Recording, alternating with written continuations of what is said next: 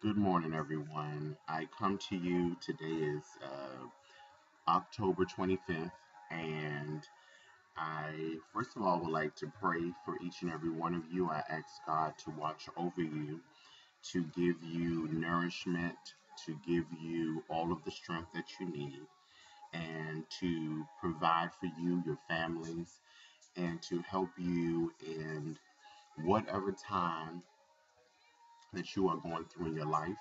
I ask Him to provide strength, to bless your finances, to bless your health, to bless you on your jobs, to bless you at home, to just help you with whatever you're going through. If you're happy, to continue to allow you to be happy. If you are dealing with whatever you're dealing with, but to help you. Yesterday, I attended one of my friends, my best friend's sister's celebration of life. And it really caused me to reflect on not only her life and his life and the family. And it was just so many people that came in and to pay their respects and that she touched. And she had battled cancer and had had a couple of different battles that God had gotten her through. And so I was praying to God this morning for her family, and I'm praying for my family and praying for all of you. And God put a word. He started to pour into me a seed that I had already planned on, had spoken to one of my spiritual brothers that I was going to do, but he told me it was time for me to speak about um, David and Goliath.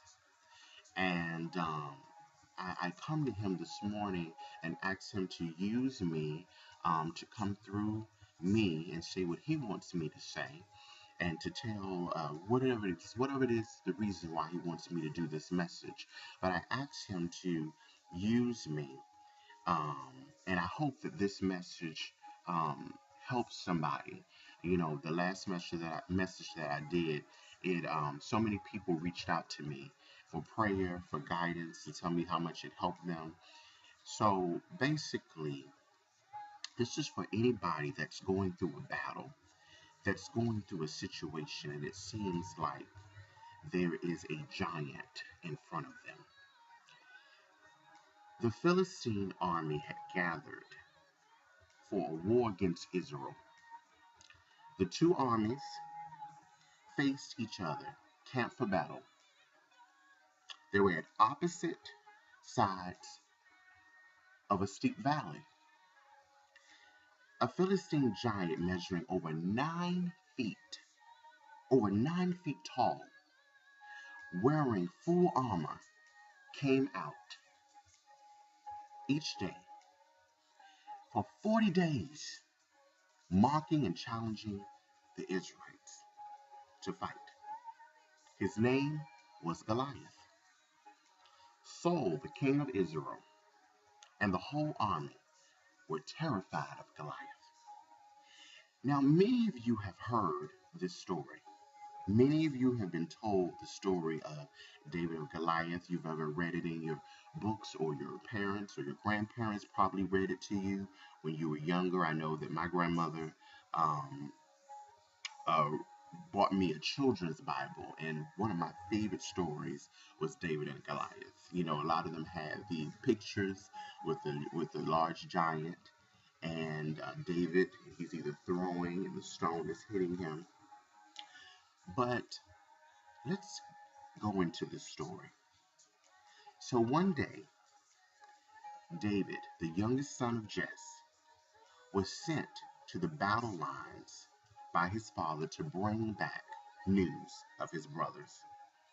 So first of all, David was not sent to go and fight war.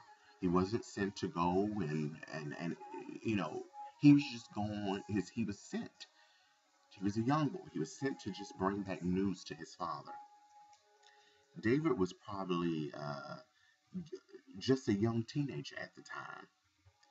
While there, David heard Goliath shouting his daily defiance, and he saw the great fear stirred within the men of Israel.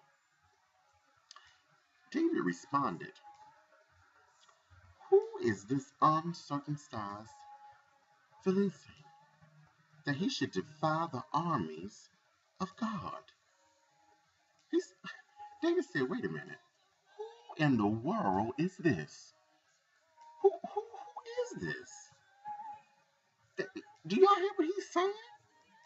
I mean, who is this talking about God and talking about Israel like this? Who do he think he is?" So it upset David so badly that he didn't just ask people, who is this speaking? David said, "I volunteer to fight Goliath." Now, you have to remember that David he was young. So you got this 9 feet giant, and looking in today's terms, just imagine this huge man, but you got this little boy. Tell me, do y'all hear what he's saying? So it took some persuasion, but King Saul finally agreed to let David fight against the giant. Dressed in his simple tunic, carrying his shepherd's staff, sling, and a pouch full of stones, David approached Goliath. The giant cursed at him, hurling threats, insults. See, you got to look at this. The giant looked like, "What is this? Is this what you're sending? You're sending this little boy to come and fight me?" David said to the Philistine, "You come against me with sword and spear and javelin, but I come against you in the name of the Lord Almighty, the God of the armies of Israel, whom you have defied. Today, today, today, I will give the carcasses of the Philistine army to the birds of the air, and the whole world will know that there is a God in Israel. It is not by the sword or spear that thy Elohim saves, for the battle is the Lord's, and he will give all of you into our hands." Now, imagine this. You have this giant. For 40 days, he's already been threatening. For 40 days, nobody has been willing to attack, not even Saul, the king, who is the largest man in Israel, it says in the Bible. And now you send this little boy to come and tell me what God is going to help him do. How many of y'all are going through something like that in your life, where it appears that the giant, the situation, is so large and so big, and even when you appear in front of the giant to say that God is going to handle the situation, it starts to laugh in your face and look at you like you're crazy. Let's go back to the story. As Goliath moved in for the kill, it says David reached into his bag. He reached into his bag and he slung one of his stones at Goliath's head, finding a hole in the armor. The stone sank into the giant's forehead, and he fell down on the ground. David then took Goliath's sword, killed him, and then cut off his head. David then took Goliath's sword,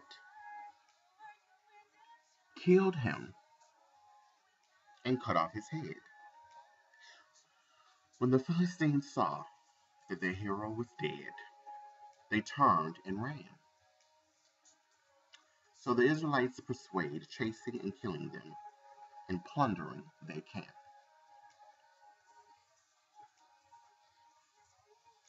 So The army of the giant, when they saw what had happened to their giant at the hands of this little boy, they gave, wait a minute, there is no way in the world that this could have happened.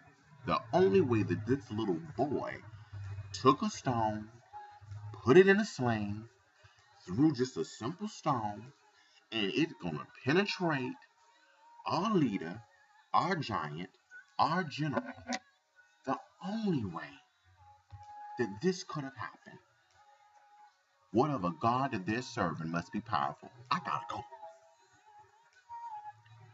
Let me give you some points, and hopefully this will help somebody. Why did it take 40 days to begin the battle? Probably for several reasons. Everyone was afraid of Goliath. He seemed invincible. Not even King Saul, the tallest man in Israel. Not even King Saul, the tallest man in Israel, and I said this earlier, had stepped out to fight.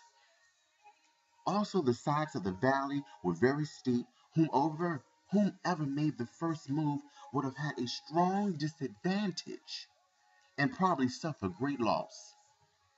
Both sides were waiting for the other to attack. How many times have you seen a battle and the other side is waiting? No, we're going to wait for them to attack first. And the other side's like, no, we're going to wait for them. David chose not to wear the king's armor because it felt cumbersome and unfamiliar to him. David was comfortable with his simple sling, a weapon he was skilled at using. This is to tell you that God will use the unique skills He has already placed in your hands, so you don't have to worry about wearing a king's armor. Just be yourself and use the familiar gifts and talents God has given you. He will work miracles through you.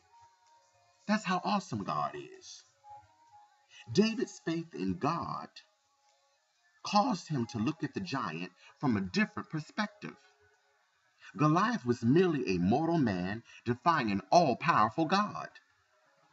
David looked at the battle from God's point of view.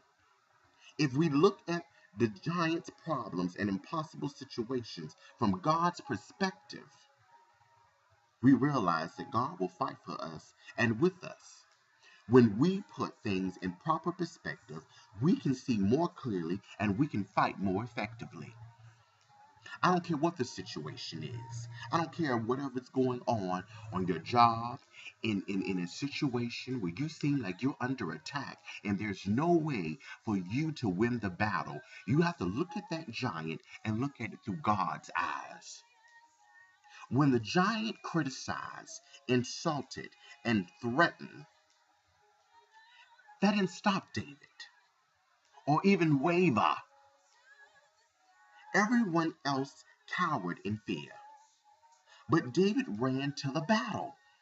See, sometimes you got to run to the battle. You got to pray about it, and then you got to run to the battle. Because if you're going to trust God, you have to understand how awesome He is. He knew that the action needed to be taken. David did the right thing in spite of discouraging insults and fearful threats. Only God's opinions mattered to David. How many of you, only God's opinion matters to you? How many of you people will come to you and say things to you and it's to shake you, that the enemy will use them to just shake you? The enemy will do things to you to shake your faith, to shake you what God has already promised you, and he will come in to shake you, to make you think that it's all a lie, to make you think that you're crazy, to make you think that God does not really want to use you, to make you think that everybody is a liar, to make you think that everybody's out trying to use you, to make you think that it's okay. You might as well stay the same person that you was because there's nothing that's ever going to change. Are you facing a giant problem or an impossible situation? Stop for a minute and refocus. I said stop for a minute and refocus. Can you see the situation more clearly from God's vantage point? If you can't, then you need to focus a little bit more. You need to meditate, you need to pray, do whatever it is that you got to do. Do you need to take a courageous action in the face of insults and fearful circumstances? Do you trust that God will fight for you? Do you trust that God will fight for you?